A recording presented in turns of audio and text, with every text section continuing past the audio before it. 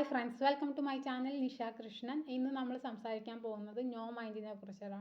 No mind എന്ന് പറഞ്ഞു കഴിഞ്ഞാൽ മൈൻഡ് ഇല്ലാത്തൊരവസ്ഥയല്ല, നമ്മൾ മൈൻഡിന് വേണ്ടപ്പോൾ മാത്രം ഉപയോഗിക്കുന്ന അവസ്ഥയാണ് നോ മൈൻഡ് എന്ന് പറയുന്നത്.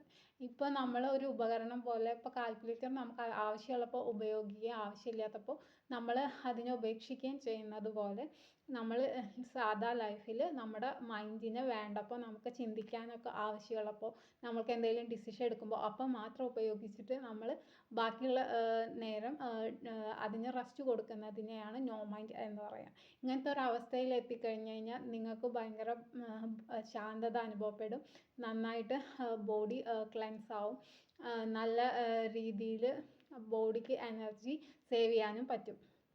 സോ എല്ലാവരും ഇത് പ്രാക്ടീസ് ചെയ്യുക. എങ്ങനെയെന്ന് വെച്ച് കഴിഞ്ഞാൽ എന്നും ഒരു 5 മിനിറ്റ് സൈലൻസിലിരിക്കാൻ പഠിക്കുക. എപ്പോഴൊക്കെ അവസരം കിട്ടുന്നു അപ്പോഴൊക്കെ ജസ്റ്റ് തോട്ടിനെ പോസ് ചെയ്യുക, എന്നിട്ട് ഇത് പ്രാക്ടീസ് ചെയ്യുക.